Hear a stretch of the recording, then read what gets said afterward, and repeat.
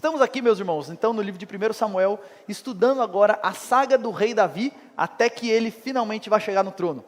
Ele foi ungido como rei, aparentemente estava indo tudo bem, porque ele venceu o gigante Golias, ele virou um grande general dos exércitos de Saul, aparentemente as coisas iam de vento e polpa, até que Saul começa a ficar com inveja de Davi, tenta matá-lo várias vezes, e agora a partir do capítulo 21 é quando Davi vai sair fugido, e aqui vai começar do capítulo 21 até o capítulo 31, até o final do livro de 1 Samuel, é os anos de Davi fugindo do rei Saul, a saga de Davi no deserto, porque antes da coroa, ele passou por um longo deserto, em que Deus estava não longe dele, mas com ele, preparando ele para o que Deus tinha à frente. E a gente vai ver então, hoje é o capítulo onde começa essa fase de Davi, de fugindo de Saul e de tempo no deserto e assim por diante. Antes da gente entrar no texto, eu quero começar fazendo uma pergunta para você. Você já esteve na sua vida igual barata tonta? Em que assim, a coisa está complicada, é pressão de todo lado, você está agoniado com as situações, e você está meio perdido, não sabendo direito o que fazer. Vai para um lado, vai para o outro, faz isso, faz aquilo, tenta um, tenta outro, e parece que você se vê completamente perdido. A situação é difícil, você entra em pânico, e você não sabe o que fazer. Você já esteve em alguma situação assim na sua vida? Quando você vive uma situação de pressão extrema, como que normalmente você costuma reagir? Eu quero que você pense nisso. Quando assim você vive uma situação difícil, extrema, pressão, você costuma reagir como? E aí eu vou colocar algumas opções aqui, você vê em qual dessas opções você se enquadra mais. Você fica ansioso, agitado. Isso é aquela pessoa assim que, eu preciso resolver isso, eu preciso resolver a qualquer custo. Então a pessoa dorme, acorda, agitada, agoniada, correndo atrás. Normalmente conviver com pessoas assim, o tempo todo as pessoas estão falando assim, calma, você está muito acelerado, calma. Você é esse tipo de pessoa? Ou talvez um outro tipo de pessoa é aquela pessoa que em situações extremas, ela trava, ela senta, chora, está frustrada, desanimada, de mal com a vida. Cada um reage de um jeito, né? De um lado tem aqueles que e do outro tem aqueles que murcha. Você é esse tipo de pessoa? Ou existem outras pessoas que, diante das situações de pressão extrema, elas fogem, elas se omitem, elas querem fugir do problema. Então nenhum nem outro, ela finge que não é com ela desconversa, ela vai colocando debaixo dos panos, vai fugindo da situação. Teria outras maneiras da gente lidar aqui com pressões extremas, mas pense nisso. Como que você reage quando você está diante de uma situação extrema? Por que eu estou perguntando isso, gente? Porque esse texto que nós vamos ler, Davi está começando, como eu disse, o período que ele vai passar no deserto fugindo de Saul. E a gente vai perceber que Davi aqui está em pânico. Davi está numa situação extrema, e ao invés de confiar no Senhor, Davi entra em pânico. E ele começa a fazer algumas coisas que eu quero meditar aqui com vocês, onde a gente vai ver que até o momento da história que a gente está estudando de Davi, esse daqui vai ser o pior momento dele. Esse é um dos piores momentos da história de Davi, pelo menos nesse primeiro momento da vida dele, até que ele se torna rei. E o tema que eu quero tratar com vocês nessa manhã, a partir desse texto, é que mesmo nos nossos piores momentos, Deus está lá. Porque é isso que a gente vai ver aqui na história de Davi. Davi no momento ruim, no momento que ele está em pânico. Mas mesmo nesses momentos, Deus se manifestando das maneiras mais estranhas. E assim que a gente não imaginaria. Mas mesmo nesses momentos, e mesmo quando nós não estamos nos nossos melhores momentos, a boa notícia é que Deus está lá. E Deus é o Deus que não desiste daqueles que são dele. E a gente vai ver isso por meio dessa história. Recapitulando aqui o que a gente viu até aqui, onde nós estamos na história, capítulos 16 e 17, Davi é ungido rei e vence Golias. Uau! De pastorzinho do campo, Davi vira o grande general dos exércitos de Saul, que venceu o gigante que todo mundo estava tremendo de medo. É o corajoso, que diante de um gigante, ele olhou para o gigante e disse o seguinte, nem de arma eu preciso para te enfrentar. Você vem contra mim com espadas, com lanças, mas eu vou contra você em nome do Senhor dos Exércitos. Um homem cheio de fé, um homem cheio de coragem, um homem que está se levantando e partindo para cima de um gigante. Uau! A partir disso, Davi começa a se destacar, e com essa fé dele, com essa coragem dele, ele começa a liderar campanhas no exército de Saul, e vencer diversos adversários de Saul. Pessoas e exércitos que Saul tinha medo e não conseguia vencer, Davi ia lá e vencia. E o que começa a acontecer? Davi começa a se destacar dentro do povo de Israel. E aí, as mulheres fazem o hit de verão daquela época. Saul matou milhares, mas Davi matou 10 milhares. E aí, quando essa musiquinha começa a pegar, Saul começa a ficar ardendo em inveja, medo, ele se sente ameaçado, e ele parte para cima de Davi. E no capítulo 18, ele tenta matar Davi 3 vezes. No capítulo 19, ele tenta matar Davi mais 5 vezes. Mas Davi, rapaz, não morre. O bicho é imorrível. Foge de tudo. Deus está protegendo ele. Chega no capítulo 20, que a gente viu na semana passada. Jonatas, que era amigão de Davi e filho de Saul, percebe, de fato, meu pai quer matar ele. E Jonatas chega para Davi e fala, Davi, com todo carinho, foge. Não dá para você ficar aqui. Você vai ter que fugir, senão meu pai vai te matar. E agora no capítulo 21 vai começar o exílio de Davi, em que ele está passando os seus anos no deserto. E esse capítulo então que a gente está lendo é o primeiro momento então onde Davi foge. Davi fugiu. O que aconteceu logo em seguida quando ele foge? Começa esse tempo que ele vai passar no deserto fugindo de Saul. Então quero ler com você 1 Samuel capítulo 21, a palavra de Deus diz o seguinte. Então Davi foi até Nob, ao sacerdote Aimeleque. Aimeleque tremeu, saiu ao encontro de Davi e perguntou, por que você está sozinho e ninguém veio com você? Davi respondeu ao sacerdote Aimeleque, o rei me deu uma ordem e me disse que ninguém deveria saber porque ele me enviou e qual é a tarefa de que me incumbiu. Quanto aos meus soldados, combinei que me encontrassem em tal e tal lugar. Agora, o que você tem na mão? Dê-me 5 pães ou o que puder encontrar. O sacerdote respondeu a Davi dizendo, não tenho pão comum à mão, há porém pão sagrado, se ao menos os seus soldados se abstiveram das mulheres. Davi respondeu ao sacerdote, sim, como sempre, quando saio à campanha. Foram-nos vedadas as mulheres, e os corpos dos soldados não estão imundos. Se isso acontece em viagem comum, quanto mais serão puros hoje?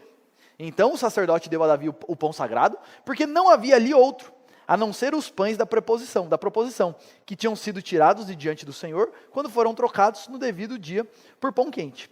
Acontece que estava ali, naquele dia, um dos servos de Saul, detido diante do Senhor, cujo nome era Doeg, edomita, o chefe dos pastores de Saul. Davi disse a Aimeleque, você tem aqui à mão uma lança ou uma espada?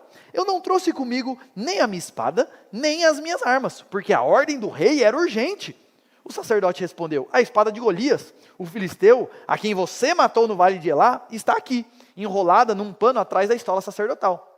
Se quiser levá-la, leve-a, porém não há outra aqui a não ser essa. Disse Davi, não há outra semelhante, dê-me essa espada. Naquele dia, Davi se levantou e fugiu de Saul, e foi procurar Aquis, rei de Gate.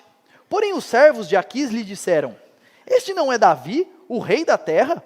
Não é a respeito dele que se cantavam nas danças dizendo, Saul matou os seus milhares, porém Davi os seus 10 milhares? Davi guardou essas palavras no coração, e teve muito medo de Aquis, rei de Gate. Por isso, mudou seu comportamento diante deles, fingindo-se de louco nas mãos deles. Fazia riscos nos batentes dos portões e deixava escorrer saliva pela barba. Então Aquis disse aos seus servos, vocês estão vendo que esse homem está louco? Por que o trouxeram para cá? Será que estou com falta de doidos para que vocês me trouxessem este, para fazer doidices diante de mim? Devo deixar que este entre em minha casa? Até aqui, meus irmãos, a leitura da palavra de Deus nesse primeiro momento. O que a gente vê nesse primeiro momento, assim que Davi começa a fugir de Saul, é Davi igual barata tonta, rodando para lá e para cá. A gente vai perceber nesse texto que Davi, ele se desloca geograficamente e anda muitos quilômetros fugindo de Saul. Vai para lá, vem para cá, vai para lá, vem para cá. A gente vai ver isso nesse capítulo todo até o capítulo 22. O texto começa dizendo que Davi fugiu de Gibeá de Saul, onde ele estava, para Nob, que era uma cidade levítica que ficava ali pertinho. E só para você ter noção, e eu vou colocar esse mapa para você ir acompanhando aqui as movimentações de Davi. Davi estava ali, em Gibeá de Saul, que era a cidade natal de Saul, e era ali que era o centro político de Israel naquela época. Era ali que Saul tinha feito a base dele e assim por diante. Davi sai dali e vai para um lugarzinho que é ali perto, Nob, que ficava mais ou menos uns 3 quilômetros dali, onde tinha uma cidade de levitas, uma cidade de sacerdotes, e Aimeleque estava lá. Esse Aimeleque era neto do sacerdote Saul, se vocês estão acompanhando a série desde o começo, vocês vão lembrar lá. E quando Davi chega, Aimeleque estranha Davi sozinho. E aqui, meus irmãos, entenda que um dos objetivos desse texto é mostrar como que Davi, de celebrado por pessoas, rodeado de soldados, exaltado entre as nações, entre a nação de Israel, agora Davi está sozinho e fugindo. Um dos propósitos desse texto é mostrar como que Davi, assim, ele está lá em cima e de um dia para o outro ele está lá embaixo. Ele toma um tombo, e às vezes acontece isso na nossa vida, né? Parece que tudo está indo muito bem, parece que a gente está assim, super se desenvolvendo, de repente de um dia para o outro, parece que tudo vai por água abaixo e da glória eu caio para humilhação. E é isso que está acontecendo com Davi aqui. Ele, que era o general de exércitos, que sempre aparecia com uma cavalaria, ele agora está sozinho diante do sacerdote Aimeleque. Antes da coroa, Davi vai passar aqui por um tempo de provação no deserto. E isso daqui, meus irmãos, só um parênteses, nos lembra a história de Israel, que saiu do Egito, mas antes de chegar na Terra Prometida, passou anos no deserto sendo provada, a nação sendo provada e refinada pelo Senhor. Mas o texto diz que quando Aimeleque vê Davi sozinho, ele treme de medo.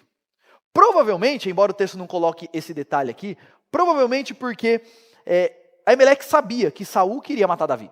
Já era meio que conhecido, já estava começando a se tornar público, que Saul estava se colocando como um inimigo de Davi e estava querendo matar Davi. Então, quando Aimeleque vê Davi fugindo, sozinho, e aparece lá na porta dele, ele fala, ih, rapaz, vai sobrar para mim esse negócio aqui. E a gente vai ver que, de certa forma, vai sobrar mesmo, mas cenas dos próximos capítulos. Mas ele morre de medo de Davi e dessa situação, e ele pergunta ao Davi, o que aconteceu? O que você está fazendo aqui?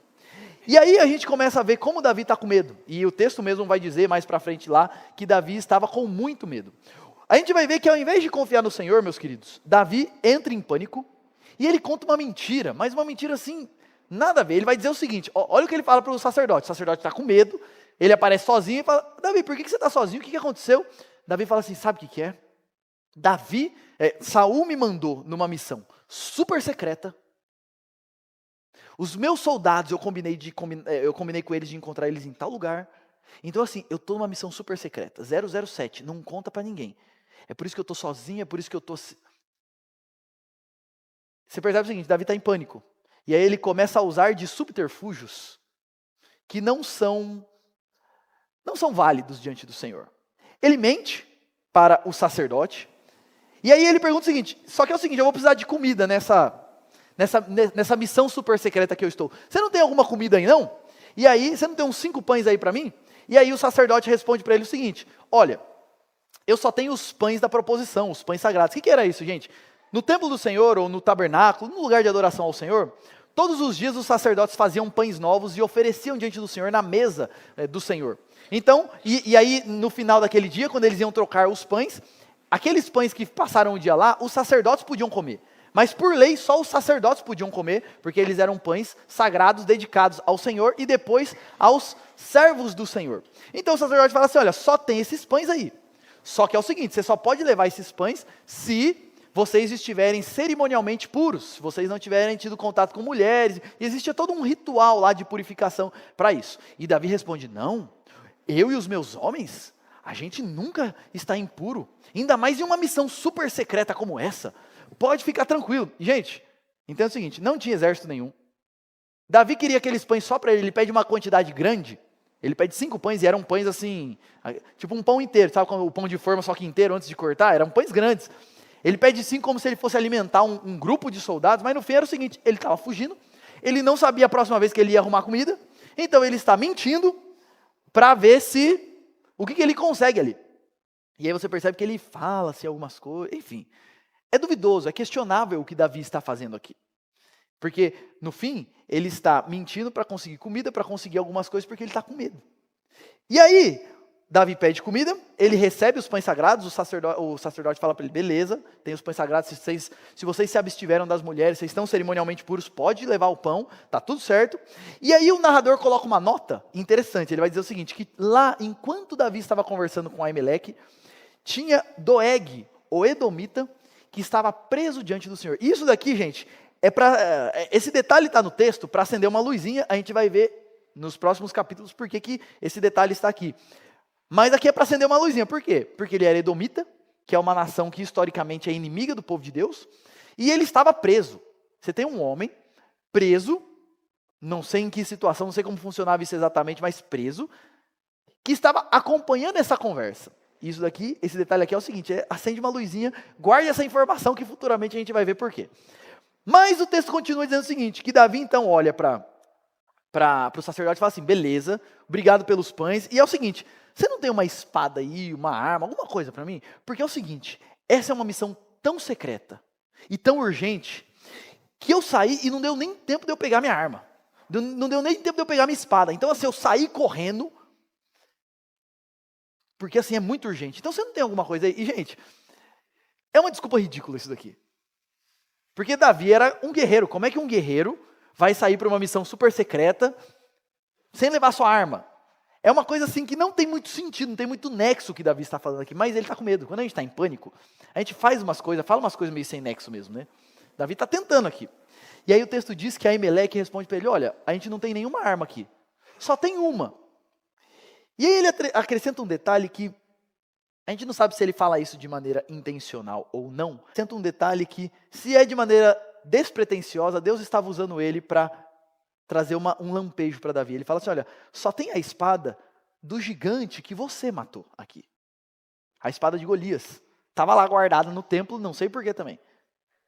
E ele fala o seguinte, olha, não tem nada aqui, só tem a espada do gigante que você matou. E aqui, meus irmãos, esse é um detalhe interessante, porque é o seguinte, Davi, quando ele foi enfrentar Golias, ele foi sem arma nenhuma. Tanto que Golias zomba dele, fala assim, você vai lutar contra mim com um pedaço de pau, por acaso eu sou um cachorro?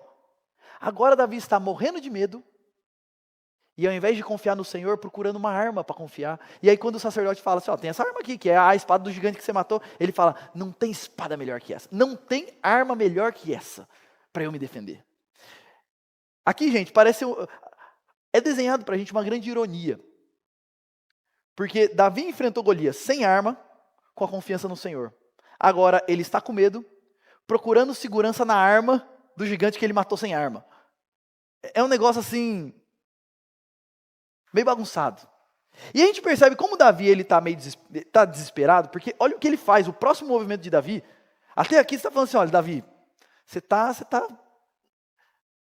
Mas o próximo movimento de Davi, gente, é assim, uma coisa impressionante, negativamente falando. Porque o próximo movimento de Davi é o seguinte, ele está lá em Gibeá, lembra? O nosso mapa, ele está lá em Gibeá. E agora ele foge para uma cidade fora do território de Israel.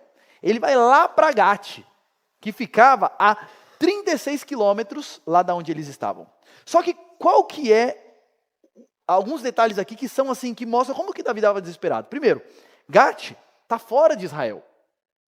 Deus ungiu Davi para ser o rei de Israel. Os planos de Deus tinham a ver com a nação de Israel. Como que Davi agora foge da nação? Sai fora da nação. Além de ele estar saindo da nação, Gate, meus queridos, era uma cidade filistia. Gate era uma das principais cidades dos filisteus. Pensa nisso. Davi, ele se tornou o grande Davi, porque ele era uma máquina de matar filisteus. E ele matou o grande gigante Golias. Agora ele está com medo, põe a espada de Golias na cintura e foge para a cidade filisteia. E não só era uma cidade filisteia, como Golias era da cidade de Gate. Pensa nisso. Ele está com a espada de Golias na cintura, fugindo para a cidade de Golias. Gente, Davi está em pânico. E ele vai para lá com a espada de Golias, para a cidade de Golias, buscar refúgio. Tem sentido isso? Pensa comigo, tem sentido o que Davi está fazendo aqui? Mas é assim, né? Quando a gente está nos nossos momentos ruins, às vezes a gente não pensa direito. E é isso que Davi está fazendo aqui. Só que acontece uma coisa. Quando Davi chega lá,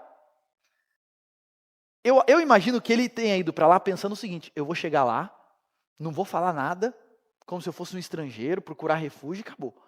Mas quando ele chega lá, os filisteus reconhecem Davi logo de cara. E eles falam duas coisas que são surpreendentes. De um lado, é Deus usando o sacerdote Aimeleque para dizer o seguinte, é o gigante que você matou. Lembrando Davi que ele tinha que confiar em Deus. E do outro lado, agora lá na cidade dos filisteus, na cidade de Golias, os filisteus falam duas coisas que mais uma vez é Deus usando a boca deles para lembrar Davi. Primeiro, eles falam o seguinte, esse daí não é Davi, o rei da terra? Meus irmãos, quem que era rei nessa época? Era Davi? Era Saul. Mas até para os próprios filisteus já estava claro o seguinte, Deus escolheu esse daí. Saul não vai durar muito no trono, não. Então quando ele chega lá, ele está fugindo de Israel. Ele chega lá, o povo fala assim, esse daí não é o rei de Israel? É Deus lembrando Davi para que Deus tinha o chamado? Não é para ele estar lá.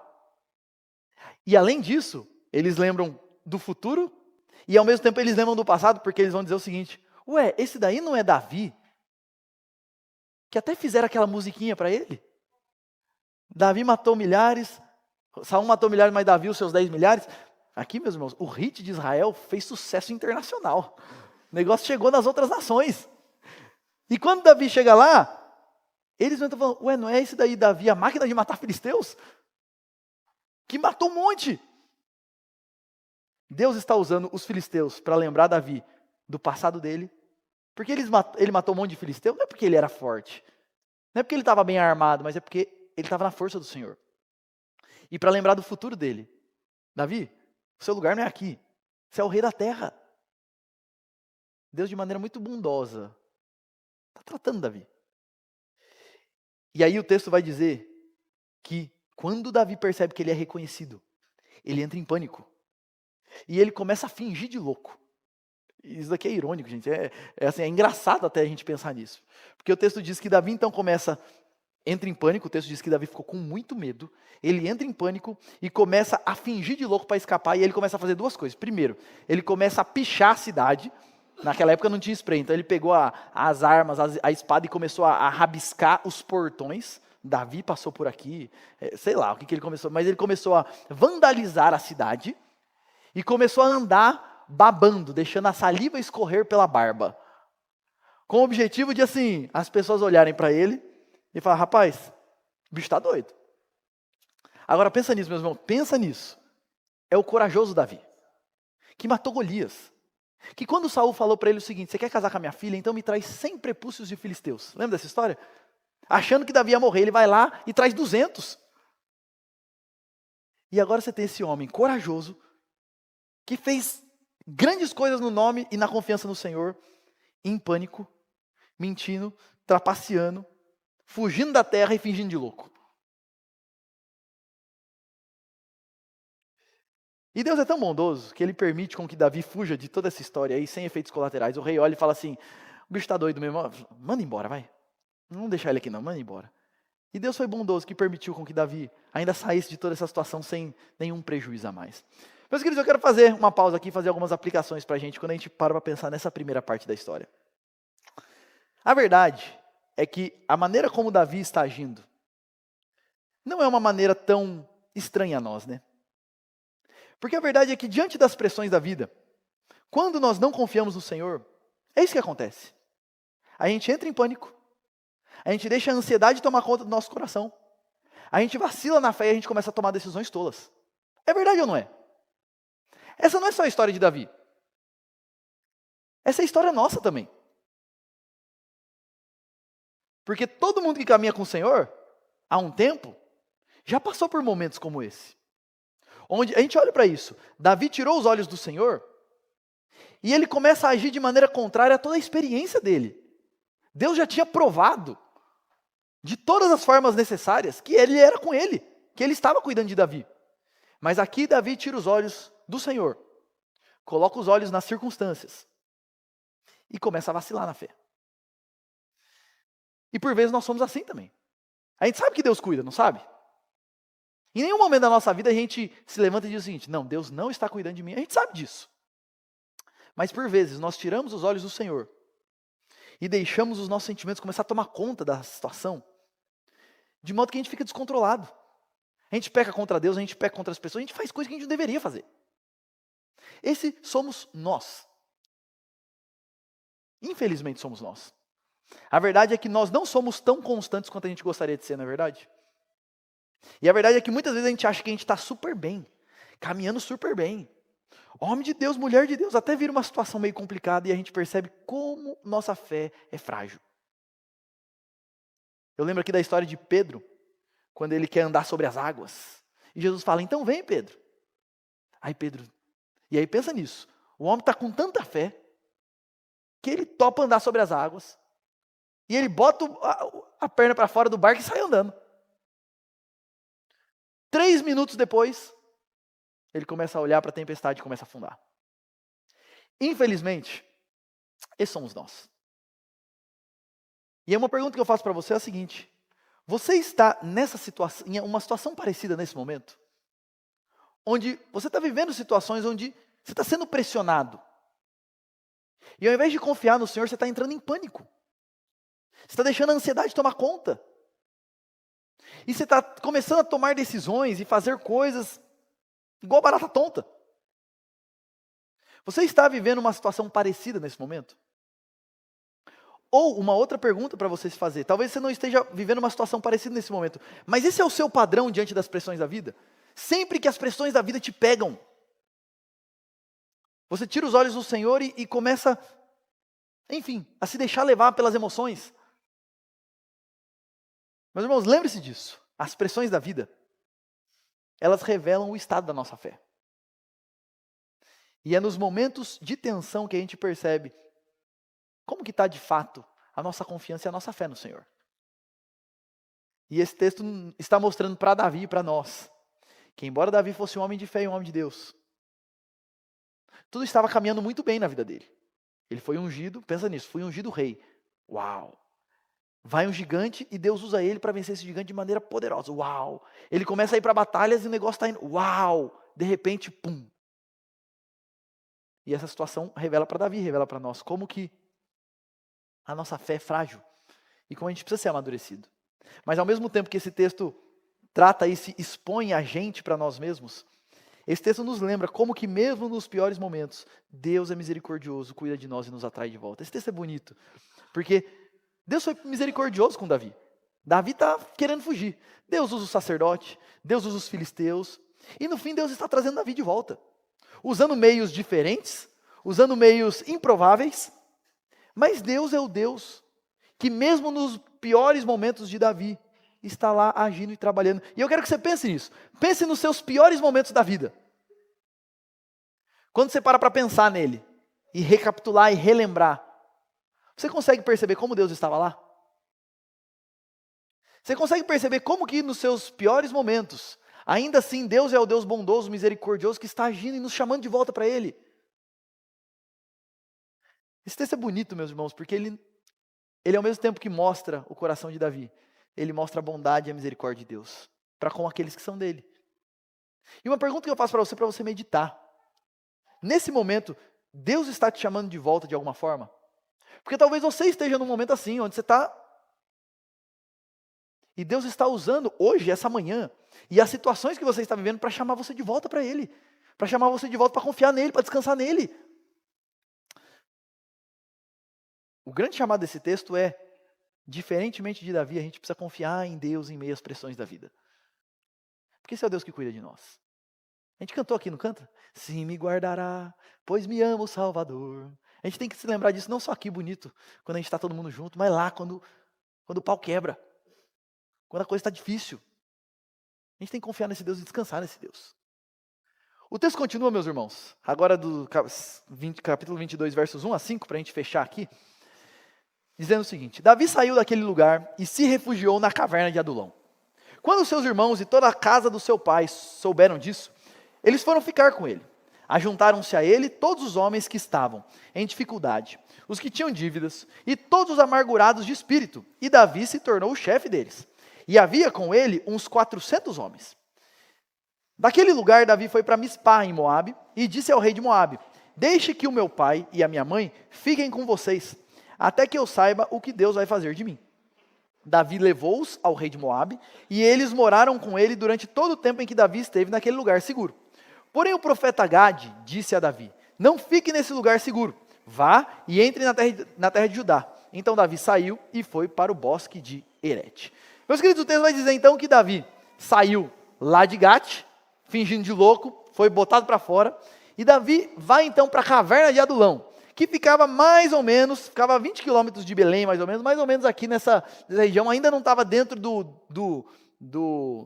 da região de Judá, mas já estava mais próximo, assim, ó, não estava onde era para estar, mas já estava um pouquinho mais, está chegando, Davi está chegando devagarzinho. E o texto vai dizer então que Davi volta para a terra de Israel, mas ele vai e se esconde na caverna de Adulão. E o texto vai destacar que essa era uma caverna, um lugar que Davi estava procurando refúgio. Estava procurando uma fortaleza. Então Davi vai para a caverna de Adulão, que é um lugar onde ele encontra segurança. E meus queridos, quando a gente pensa numa caverna, normalmente a gente pensa assim, numa rocha e um buraquinho ali. Mas provavelmente a caverna de Adulão aqui era como se fosse um complexo de várias cavernas grandes, onde cabia, por exemplo, 400 homens. E era um lugar assim, bastante seguro. Era um refúgio seguro. Eu não sei se você já viu lugares com cavernas, onde você tem cavernas mesmo, mas assim, é comum cavernas de 2 quilômetros, cavernas onde você entra no meio da caverna, tem queda d'água lá dentro, rio e etc. Então provavelmente essa região aqui, essa caverna de Adulão era uma região com um complexo de cavernas, que de fato traria muita segurança para Davi nesse período de exílio dele. E essa caverna ficava a 20 quilômetros de Belém. E aí, enquanto eles estão nessa caverna, o texto vai dizer que duas coisas aconteceram. Primeiro, os pais e os irmãos de Davi se juntam a Davi. Quando eles ficam sabendo que Davi voltou e está lá, provavelmente Davi mandou alguém avisar, estou bem, estou escondido aqui e tal. Eles vão lá para a caverna ficar junto com Davi. Isso daqui é uma coisa interessante. Por quê? Porque os irmãos de Davi, eles eram soldados do exército de Saul. Então eles desertam do exército, eles abandonam o exército, para ir ficar junto com Davi, que é um fugitivo. E isso reflete e revela a fé dos irmãos de Davi. Eles criam em Davi como o escolhido de Deus. Então, entre ficar do lado do Senhor e daquele que é do Senhor e do outro, a sensação que eu tenho nesse texto aqui é que os irmãos de Davi estão com mais confiança e coragem do que ele. Porque eles largam lá o exército e vai se abrigar na caverna junto com Davi. E os pais de Davi também vêm ficar com ele lá naquela caverna. E além de Davi, os irmãos e os pais irem ficar lá com ele, o texto vai dizer que 400 homens de péssima fama se juntam a Davi. E o texto vai dizer que eram homens endividados, amargurados de espírito, pessoas que estavam de mal com a vida. O que eles foram fazer? Vamos compor o exército de Saul. Não sei se eles pensaram o seguinte, não, vamos fazer uma revolta, ninguém gosta da gente mesmo, então vamos fazer uma revolta e acabar com todo mundo. Não sei qual era o ponto aqui para eles se juntarem com Davi. Mas a ideia do texto é destacar a decadência de Davi. Davi, ele era o general dos principais exércitos de Israel. Agora ele está com um exército pequenininho, só de gente que não presta. A queda dele é grande aqui, é a decadência de Davi. E o texto vai dizer que Davi então fica preocupado com os pais dele naquela situação, e ele busca refúgio para os pais dele lá em Moabe. Então vai vendo como que Davi está caminhando. Ele sai lá da caverna de Adulão e vai lá para Moabe, que também ficava fora da região de Israel, procurar refúgio agora não para ele, mas para os pais dele. E o texto diz então que ele vai lá para Moabe e conversa com o rei de Moabe se os pais dele podem ficar lá, até Deus resolver o que vai fazer com ele.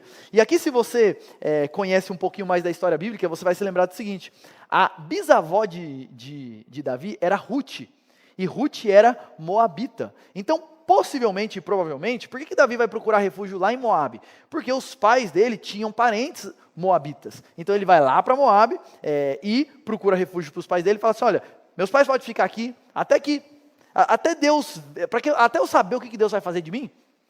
E ele consegue refúgio para os pais dele lá em Moabe. E aí o texto fala o seguinte, que eles ficaram lá até Davi, enquanto Davi esteve no lugar seguro, uma referência lá à caverna de Adulão, aquela fortaleza que ele arrumou, os pais dele ficaram lá. E Davi volta para a caverna de Adulão, mas ele está lá encastelado, ele está lá na dele, buscando refúgio, não quero problema para mim. E o texto diz então que Deus manda um profeta, o profeta Gade, que é um profeta que vai aparecer outras vezes na história de Davi, e ele vai lá e fala o seguinte: Davi, não é para você ficar aqui. Saia desse lugar e vai para a região de Judá. Não é aqui que Deus te quer. Você está procurando segurança, você está procurando refúgio, você está procurando resolver as coisas do seu jeito, mas lembre-se de uma coisa: é Deus que está guiando as coisas. Então sai, filho. Deus não te chamou para ficar encastelado aqui, não. Deus não te chamou para ficar aí tremendo de medo, não, em pânico. Confie em Deus e vá para a região de Judá. É como se o profeta estivesse dizendo o seguinte para Davi: Davi, pare de fugir do seu destino. Não entre em pânico. Não busque refúgio em recursos humanos. Não confie em seus planos, nas suas artimanhas, na sua capacidade de resolver as coisas. Confie em Deus e volte para ajudar. E o texto diz então, termina dizendo que Davi sai daquela caverna e vai para o bosque de Herete, que aí já ficava dentro da região lá de Judá. E uma das coisas que parece ser uma das ênfases do texto é Deus lembrando Davi o seguinte: o lugar mais seguro para ele estar é no centro da vontade de Deus. O lugar mais seguro de Davi e para a gente mesmo quando tudo foge do que a gente gostaria, é estar no centro fazendo exatamente aquilo que Deus quer que a gente faça. Quais são algumas aplicações dessa segunda parte do texto? E aqui eu quero fazer as minhas aplicações para a gente terminar esse texto. Primeiro, meus queridos, esse texto nos mostra isso. Por vezes a gente quer tentar fugir de Deus. Por vezes a gente quer fugir daquilo que Deus tem para nós. E Deus nos chama, adiante das situações que são diferentes do que a gente planejava, mas é o plano de Deus, não a fugir, não ficar lutando contra, que é o que Davi está querendo fazer aqui. Deus chamou ele para ser o rei de Israel. Só que nessa trajetória existe um tempo de prova no deserto. E o que Davi está fazendo? Ele está querendo fugir disso. Diante das situações de pressão, em que Deus está nos encaminhando para coisas que são desconfortáveis para nós, o que a gente tem que fazer não é fugir, mas é confiar em Deus, aceitar, e uma palavrinha que é difícil para a gente, esperar. Porque boa parte das situações da vida, a única coisa que a gente pode fazer é confiar em Deus e esperar para ver o que Deus vai fazer. E é difícil para a gente fazer isso, a gente quer resolver as coisas. A gente quer tomar a frente e dar andamento, ou vai ou racha, a gente é assim. Mas boa parte das vezes o chamado de Deus é exatamente, confia e espera, para ver o que Deus vai fazer. E aqui eu quero fazer um parênteses importante, porque existe uma perspectiva e uma visão na nossa cultura evangélica que é muito errada, sobre o que é fé. Eu não sei se você percebe isso, mas a maioria das pessoas pensa que fé é o seguinte: o que é fé? É você acreditar muito que Deus vai dar o que você quer. É comum isso, uma pessoa está doente no hospital, e a pessoa fala assim, não, eu tenho muita fé, Deus vai tirar ele dessa. De verdade, eu sou uma pessoa de fé. E as pessoas acham que fé verdadeira é você confiar muito e acreditar muito, você ter um pensamento extremamente positivo que Deus vai te dar aquilo que você quer. Não, isso não é fé. Sabe o que é fé verdadeira? É você confiar em Deus e aceitar a vontade dele. A fé não é confiar muito e acreditar muito que Deus vai te dar o que você quer. Fé verdadeira é você confiar muito em Deus, mesmo quando ele não te dá o que você quer, e esperar nele. Isso é fé. A nossa fé não é que Deus vai nos dar o que a gente quer. A nossa fé é em Deus, que cuida das coisas. E Davi aqui está sendo chamado a confiar em Deus dessa forma. A descansar em Deus dessa forma. A confiar que, olha, Davi, espera. Faz o que você tem que fazer e espera. Porque Deus é quem está governando todas as coisas. E aqui, meus queridos, alguns sinais de que nós não confiamos e não aceitamos boa parte das coisas que Deus tem pra gente, e aqui eu quero colocar algumas questões que às vezes a gente cai nisso, e aqui são alguns sinais de quando eu não confio em Deus e quando eu não aceito aquilo que Deus tem pra mim, quais são algumas coisas que acontecem às vezes. E algumas coisas que eu quero colocar, é muito comum, se eu não aceito o que Deus quer, eu quero controlar tudo. E aí eu fico assim, inquieto, agoniado, igual a barata fazendo isso, eu quero controlar as coisas. Quando eu deveria simplesmente entregar para Deus e esperar nele. Muitas vezes a gente quer mudar as pessoas, forçar as pessoas a mudar a situação. A gente faz isso. Eu estou com um problema na minha família, e tudo depende de tal pessoa mudar. E eu acho que é minha função mudar a pessoa. Então, ou eu fico engolindo coisas que eu não deveria engolir, ou eu fico forçando, falando, brigando, empurrando, amassando, ao invés de confiar, entregar para o Senhor, fazer o que eu tenho que fazer e esperar. Muitas vezes, ao invés de confiar e esperar no Senhor, a gente se deixa ser tomado pela ansiedade, medo, pânico. Gente, isso daqui é tudo face da mesma moeda. Ansiedade, medo, pânico, é tudo a mesma coisa. Ao invés de confiar e descansar, eu vou esperar em Deus. Aquela situação, mas e se, mas e se, mas e se? Ou um outro sinal de que a gente não espera no Senhor é quando a gente começa a ficar irado com as situações. A coisa não acontece e aquilo vai cultivando uma raiva no meu coração. Ou eu vivo frustrado, triste. Eu já conheci algumas vezes, algumas pessoas que sofrem sérios problemas emocionais. E a raiz do problema é o seguinte: a minha vida não aconteceu do jeito que eu queria. E eu sou profundamente frustrado com aquilo que não aconteceu. E ao invés de confiar no Senhor, esperar no Senhor, ou eu quero fugir dos problemas, me omitir, enfim. Tudo isso daqui são sinais de que a gente não está confiando e aceitando a vontade de Deus. E uma pergunta que eu faço para você é o seguinte: o que você precisa aceitar hoje? O que você precisa? Qual é a situação da sua vida que você precisa se colocar diante de Deus e dizer o seguinte: Senhor, chega. Não quero entrar em pânico. Não quero ficar remoendo essa situação, não quero ficar frustrado. Eu quero simplesmente confiar no Senhor. Entregar para o Senhor e esperar no Senhor. Tem uma situação que você precisa fazer isso hoje? Talvez você precise aceitar a família que Deus te deu. Os filhos que Deus te deu. Os pais que Deus te deu. Talvez você precise aceitar os dons e talentos que Deus não te deu. Talvez você precise aceitar a condição financeira que Deus te deu. Talvez você precise aceitar as oportunidades que Deus te deu ou que Deus não te deu. Ou a saúde que Deus te deu, ou a falta de saúde que Deus te deu. O ponto é, meus irmãos, Deus nos chama em meio a situações difíceis da vida a confiar nele, a aceitar a vontade dele e a esperar nele, crendo. A gente começou o culto lendo que nada pode nos separar do amor de Deus. Aquele que não poupou o seu próprio filho não nos dará graciosamente com ele todas as coisas. Confiando nisso, a gente confia em Deus, aceita e espera. Esse texto nos chama a fazer isso. Uma pergunta é, do que você precisa parar de fugir? Tem alguma coisa que você está fugindo? Alguma situação que você está fugindo? Você está igual a Davi, fugindo. Você sabe que Deus quer que você faça alguma coisa, você está fugindo. Fé verdadeira é o seguinte, eu faço a minha parte e espero pacientemente no Senhor. Sem chutar o balde. Tem gente que fala assim, não, eu confio em Deus, então eu não quero mais nem saber de nada. Não, isso daí também é falta de confiança em Deus. Confiança é, eu faço o que eu tenho que fazer e eu espero no Senhor. E aqui eu me lembrei, quando eu estava pensando nessas ideias, de uma oração que é muito famosa e que traz um pouquinho de como que deveria ser a nossa postura diante de Deus. E isso aqui é fé verdadeira. Senhor, concede-me a serenidade para aceitar as coisas que eu não posso mudar, coragem para mudar as que eu posso, e sabedoria para que eu saiba discernir entre uma e a outra. Isso é fé. O que depende de mim? O que Deus colocou na minha mão? O que Deus quer de mim? Eu vou fazer. O que não está na minha mão? Eu confio em Deus e aceito. E descanso nele. E Senhor, me dá sabedoria para eu ver. O que está na minha mão e do que não está. Porque boa parte das vezes, a gente quer resolver aquilo que não está na nossa mão, não é verdade? Isso é fé, meus irmãos. E Deus nos chama a viver assim com ele.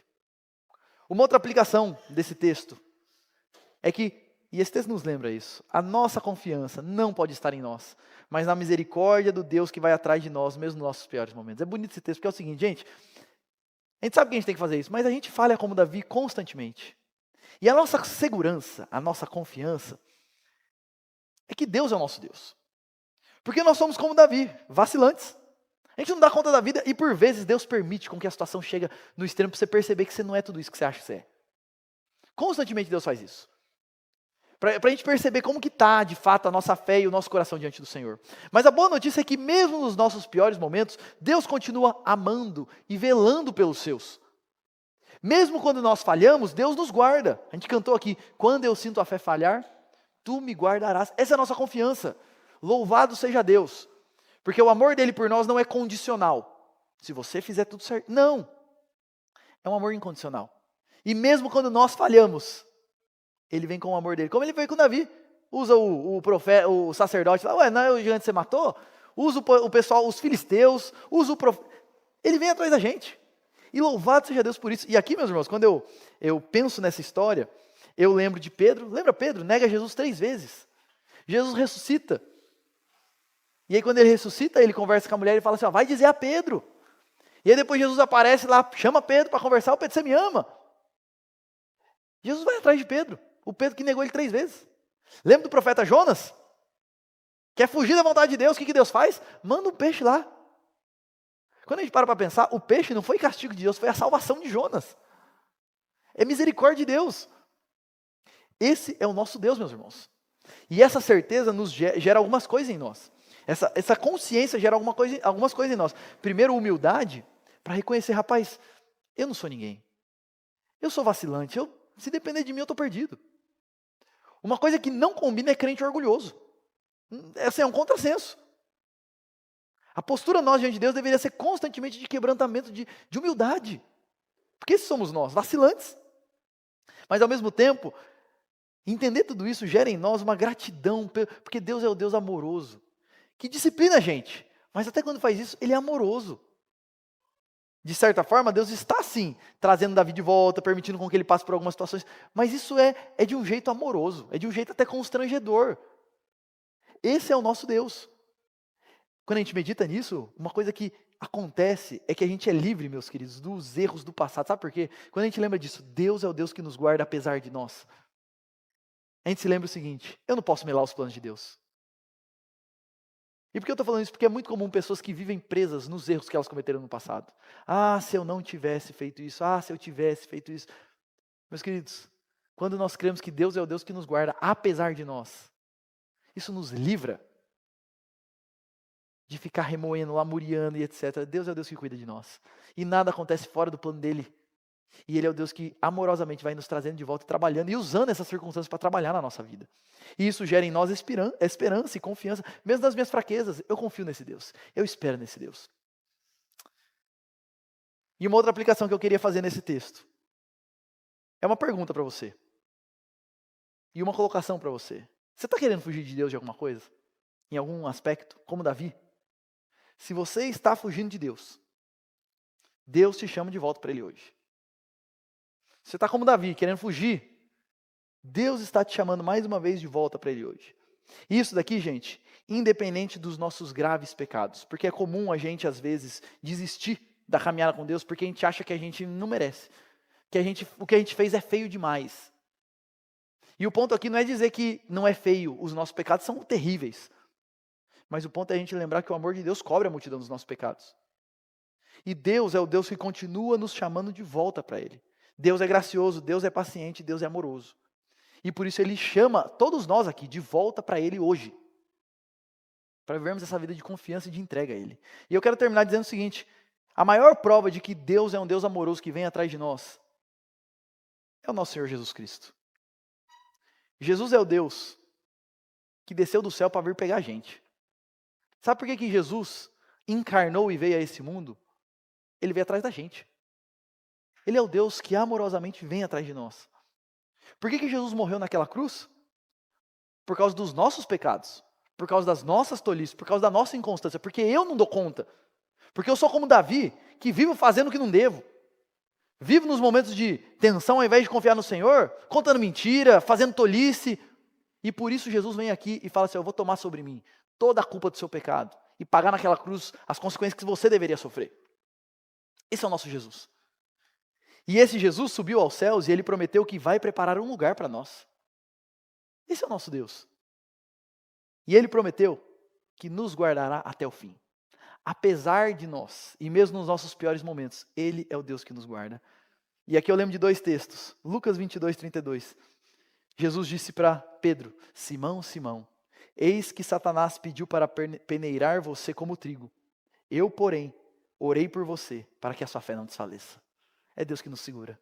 É Jesus quem intercede por nós, é por isso que a gente não desfalece. Louvado seja Deus por isso. E o outro texto, João 10, 28, Jesus disse: todo aquele que o Pai me dá, esse virá a mim. E o que vem a mim, de modo nenhum lançarei fora. Que segurança. O que vai até Jesus, de modo nenhum o lançarei fora. Por isso, o convite para você é: vai para Jesus. De todo o coração, com tudo que você é, renda-se a esse Jesus. A nossa segurança, e a gente só vai encontrar segurança de verdade, não na gente, mas em Cristo Jesus, nosso Senhor. E eu quero terminar lendo uma estrofe de um hino antigo, mas muito bonito, do nosso hinário, Amor Perene. E a última estrofe desse hino vai dizer o seguinte: e sempre me amarás, porque jamais inferno ou mundo poderão ao teu querer se opor, ao teu decreto, ó Deus, ao teu decreto eterno, ao teu amor, ó Pai, ao teu amor superno. Meu Deus, que amor, é sempre todo amor. Esse é o nosso Deus. Aquele que Ele escolheu, aquele que Ele trabalhou, esses são dele. E Ele trabalhará na vida desses até o fim. E vai estar sempre trazendo esses de volta a Ele, porque esse é o Deus de amor que nos sustenta. Por isso, meus queridos, lembre-se disso. Nos nossos piores momentos, Deus está lá também. E o chamado de Deus é que nos nossos piores momentos, nós não nos entreguemos ao pânico, mas nós confiemos nele, nós aceitemos a vontade dele, e nós esperemos nele. Que Deus nos abençoe e enche o nosso coração de fé nesse Senhor maravilhoso. Vamos orar mais uma vez? E antes de orar, eu quero dar a oportunidade para você ter um tempo de oração. Você ouviu um monte de coisa aqui? a partir da palavra de Deus. Vamos ter alguns instantes de oração e em seguida eu vou orar encerrando nosso culto.